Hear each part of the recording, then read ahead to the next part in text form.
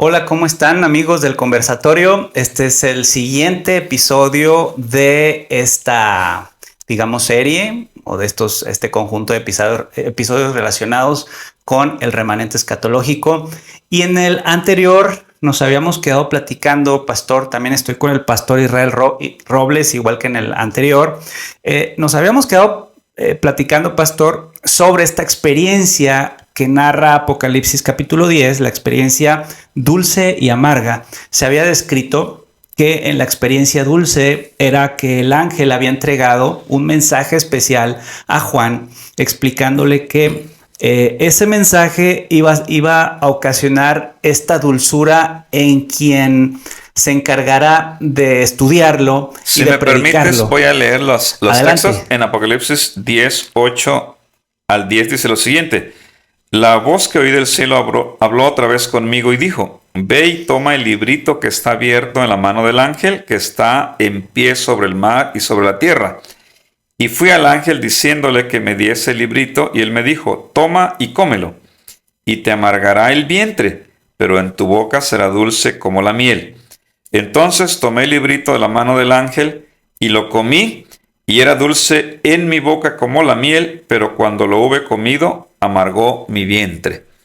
Entonces estábamos tratando de aplicar, ¿verdad? Que el remanente no solo tendría un origen profético como resultado del estudio del libro de Daniel, especialmente Daniel 8:14, sino que ahora también pasa por una experiencia profética. Así es. La dulzura, comer en la Biblia podría significar entender un tema, Así es. ¿verdad? Y entonces Juan, como representante del pueblo de Dios, come y es dulce. Decíamos que no hay nada más dulce sobre esta tierra que saber que Cristo viene. Ese era el principal punto. Era lo cercano que ellos se sentían en la época de la eternidad. Sentirse cercanos a la eternidad era esta experiencia dulce. Hace un momento mencionaba, pastor, y es correcto, este lenguaje que la Biblia propone lo pueden comprobar incluso en el libro de Ezequiel capítulo 3, me parece. Viene también algunas figuras relacionadas con experiencia de comer un escrito, digerirlo y que te sepa rico, dulce como la miel y después amargo. Pero regresando a la experiencia amarga, pastor. Primero, sabemos que Guillermo Miller y las personas que en torno a él y el movimiento mundial se encargaron de predicar y cada vez se sentían más cercanos a la eternidad, se sentían cercanos a la segunda venida de Cristo. Entonces se dan cuenta que en realidad lo que había ocurrido en el cielo no era necesariamente que el tiempo había terminado y que iba a ser que iba a ser destruido el mundo, sino más bien otro evento. Es decir, Guillermo Miller no se equivocaría en el cómputo de los plazos ni en el periodo, se equivocaría en el evento. Y este evento tenía que ver más bien con algo que iba a suceder en el cielo, y era que Jesucristo iba a dejar de interceder en el lugar santo para pasar al lugar santísimo, y entonces iba a iniciar algo conocido como el juicio. Correcto. Es exactamente Guillermo Miller finalmente influenciado, dijimos, ya era un equipo de teólogos, entre ellos Samuel Snow, ¿verdad? Josué B. Himes, y entonces, sobre todo Samuel Snow es el que, basado en estudios de la cronología bíblica, propone una fecha más exacta, ¿verdad? Porque Guillermo Miller al principio era renuente de poner una fecha, pero finalmente el equipo se pone de acuerdo y fijan el 22 de octubre de 1844, uniendo la profecía de las 70 semanas de Daniel 9. Que marca, ¿verdad?, el comienzo de ambos periodos proféticos, exactamente en el año 457 a.C. Y ahí es donde surge ese movimiento, ¿no? De, de del 22 de octubre como algo dulce. Pero efectivamente, ¿verdad? Sería también una experiencia amarga porque Jesús No vendría. no vino el 22 de octubre. Y entonces ellos pasaron por el más amargo desengaño, semejante al que pasaron los discípulos, ¿verdad? Aquel eh, eh, viernes de la crucifixión, cuando vieron que después de que Jesús entra una semana antes y es aclamado como un rey, una semana después es coronado con una espina y en la peor forma, ¿verdad? Que había de dar muerte por los romanos. Y no es hasta que ellos van a las escrituras que entienden el verdadero significado de ese evento. Entonces eso mismo pasaría con los adventistas post-chasco, ¿verdad? Tendrían que regresar otra vez a las profecías, especialmente a lo relacionado con el santuario, ¿verdad? Para descubrir, como tú acertadamente lo decías, que lo que estaba equivocado era el evento, más no la fecha. O sea, la fecha de 1844 estaba en lo correcto, pero no era la segunda venida, sino que así como en el día de la expiación se purificaba el santuario, cuando el sumo sacerdote hacía un movimiento hasta el lugar santísimo, ¿verdad? Entonces, en Daniel 7, 13 y 14, dice que el Hijo del Hombre hace un movimiento sobre las nubes, pero no de la tierra, perdón, no del cielo a la tierra, sino hacia donde está el trono del anciano De Dios. de días, Ajá. que es el Padre, Así es. y el Padre eterno, ¿verdad? Entonces, pero el capítulo 10 termina con, no solamente con una experiencia profética, sino con una misión profética. Así es. Y este versículo, que de hecho es el versículo 11 del capítulo 10 de Apocalipsis, comprueba dos cosas. Uno es lo que usted comenta, pastor, es el hecho de que se propone la misión, una misión que encuadra cierta continuidad a un mensaje que tenía que ser estudiado y hablado y profetizado, pero también viene a confirmar que este pasaje del capítulo de Apocalipsis no habla del fin del tiempo, ni de cuando el mundo iba a llegar a su fin, sino está hablando precisamente de un periodo de tiempo en donde Cristo, como usted decía, iba a pasar al lugar santísimo y se iba a iniciar el juicio en el cielo. ¿Por qué lo podemos decir así? Porque el versículo dice: y él me dijo, es necesario que profetices otra vez. Recordemos esta palabra, profetizar. Otra vez sobre muchos pueblos, naciones, lenguas y reyes. Entonces aquí una lógica, más allá de la hermenéutica, es que si el ángel le está diciendo a Juan que es necesario que siga profetizando, evidentemente todavía hay gracia y todavía hay mucho por qué predicar. Correcto.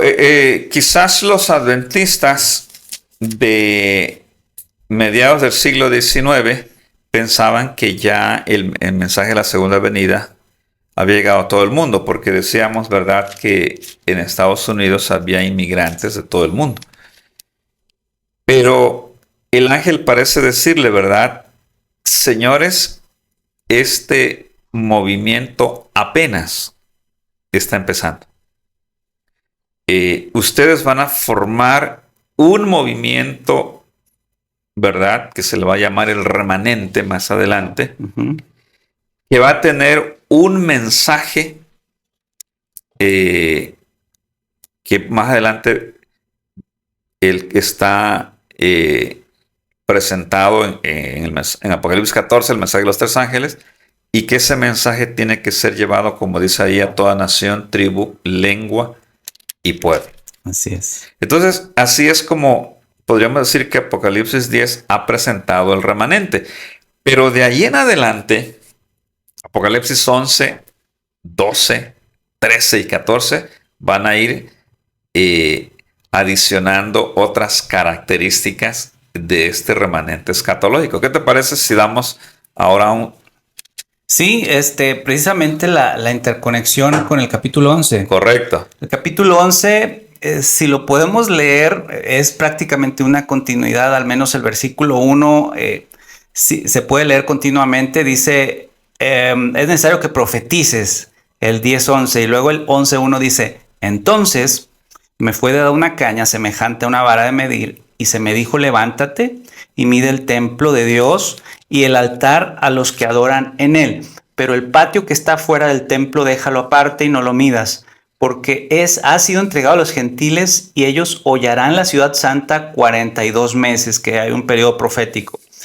Y daré a mis 2 testigos que profeticen por 1260 días vestidos de silicio, pastor. Bueno, aquí hay cosas interesantes, ¿no? Primero, decíamos que a partir de Apocalipsis 10, que habla del librito abierto que hemos relacionado con Daniel, se van a hacer alusiones a tiempos proféticos que Daniel había presentado. Y por ejemplo, esos 42 meses, ¿verdad? Se van a repetir en Daniel 12 como 1260 días. O tiempos y medio tiempo. O 3 años y medio. Apocalipsis 12, perdón, y 3 años y medio, y Apocalipsis 13 como 42 meses. Entonces, eso lo había dicho Daniel en Daniel 7:25 como un periodo de persecución del cuerno pequeño contra los santos, con un periodo de unión de la iglesia y el Estado, como un periodo donde se resta autoridad a la Biblia y se cambian los mandamientos. El cuerno pequeño intentaría cambiar los tiempos y la ley. Pero ahora aquí también hay otro elemento. Se presentan a 2 testigos que profetizan. Y aquí es donde está la conexión con Apocalipsis 10:11. Dice, es necesario que profetices. Y los 2 testigos profetizan. Entonces son 2 profetas, dice. Así es. Entonces aquí se va a ir explicando en qué consiste entonces la misión del remanente. Podríamos, primero, para ver en qué se va a basar el mensaje del remanente, tratar de identificar a estos 2 testigos. Así ¿verdad? Es. Que de hecho volvemos a insistir, y esto, queridos amigos, es bien relevante para el estudio de la Biblia, y es nuevamente mencionar la relación y la interconexión entre el Antiguo y el Nuevo Testamento. Hemos citado a Daniel, cómo se explica Apocalipsis con Daniel y viceversa. Ahora, por ejemplo, podemos buscar en el libro de Zacarías, que vienen también algunos símbolos relacionados con Apocalipsis 11, pero Zacarías presenta 2 olivas, ¿verdad? Estas 2 olivas que se relacionan con... Exacto, sí, pastor. Proveen aceite para que se produzca la luz en el candelabro. Exacto. Estaban las 7 lámparas. ¿Y cuáles serán esos 2 elementos que hacen que se produzca luz? Si sabemos que la misma Biblia dice de sí misma, lámpara es a mis pies y lumbrera a mi camino. Entendemos que la Biblia, sí, es precisamente el Antiguo y el Nuevo Testamento, que son los 2 testigos, según el símbolo que utiliza Juan, o que se le es comunicado a Juan en el capítulo 11, y también en Zacarías son los 2 testigos de Dios. Ahora, también recordemos que en varios pasajes del Antiguo y del Nuevo Testamento se establece una regla, ¿cómo diríamos ahí?, jurídica, de que solo por boca de 2 testigos se puede sostener una verdad o una acusación. Así es. ¿Verdad? Eso está en los evangelios. Sí, por ejemplo, en Mateo 18 dice, para que en boca de 2 o 3 testigos conste la palabra. Y Pablo también le dice a Timoteo, dice, no aceptes una acusación contra un anciano a no ser que haya 2 testigos. Entonces tenemos a los 2 testigos que dicen... Y Jesús dijo... Ellas dan testimonio de mí. Dijo, escudriñad las escrituras porque a vosotros os parece que en ellas tenéis la vida eterna y ellas son las que dan testimonio de mí. Entonces estos dos testigos, ¿verdad? Son apropiadamente los dos testamentos. ¿Por qué razón? Porque como ya se ha dicho, son inseparables, porque el Antiguo Testamento es promesa y el Nuevo es cumplimiento. El Antiguo Testamento es el principio hermenéutico que nos va a permitir entender el Nuevo. O sea, en otras palabras, el Nuevo Testamento sin el Antiguo no tiene ningún sentido. Y el Antiguo sin el Nuevo tampoco, porque no podríamos ver el bosque completo, sino estaríamos viendo algunos árboles. Y no veríamos esa continuidad entre el pueblo de Israel y la iglesia, entre la ley y la gracia, y entre los dos testamentos. Entonces, es interesante que este remanente va a hacer realidad más allá de lo que se propuso en la Reforma, la sola escritura.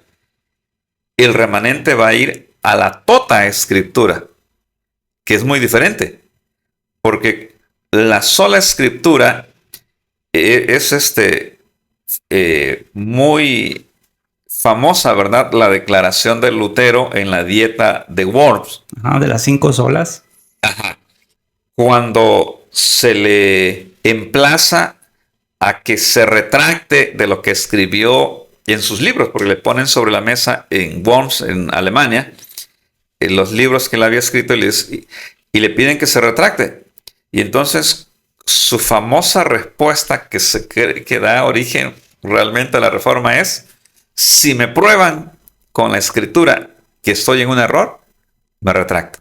Sí. Entonces ahí nace la sola escritura. Sin embargo, la Reforma no lleva a su plenitud esa verdad, porque propone la doctrina pilar de la justificación por la fe, que es doctrina pilar entre las iglesias evangélicas, que niega el Antiguo Testamento, que hace una dicotomía entre la ley y la gracia, entre el pueblo de Israel y la iglesia.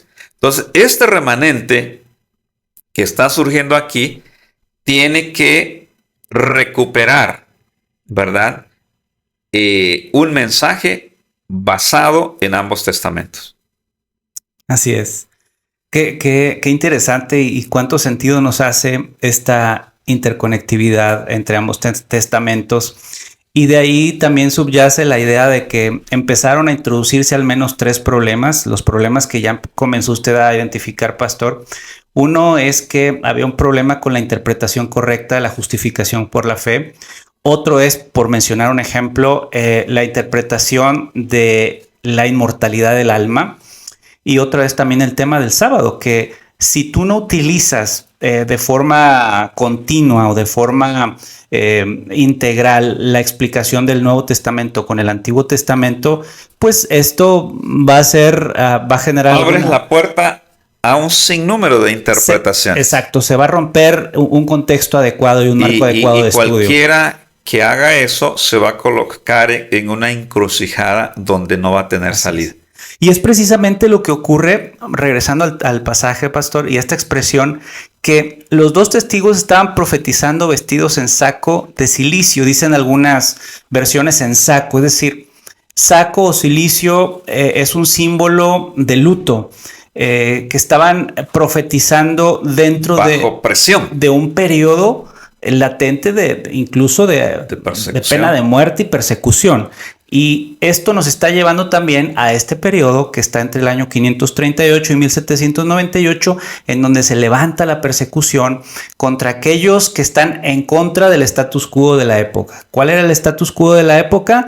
Pues una suerte de unión entre iglesia y Estado, pero que no estaba basado en los principios bíblicos, como usted bien decía, pastor, sino en tradiciones. Correcto. En vimos paganismo. que en Apocalipsis 10 ahí ya empieza a cambiar el curso de la historia, ¿no? Porque se empieza a estudiar el libro de Daniel.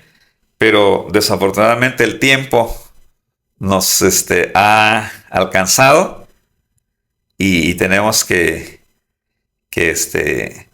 No contaban con esto, pero precisamente el tiempo se nos termina.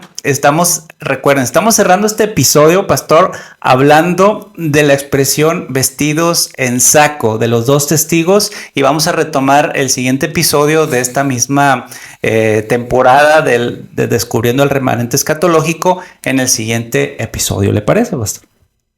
Adelante. Que Dios nos bendiga.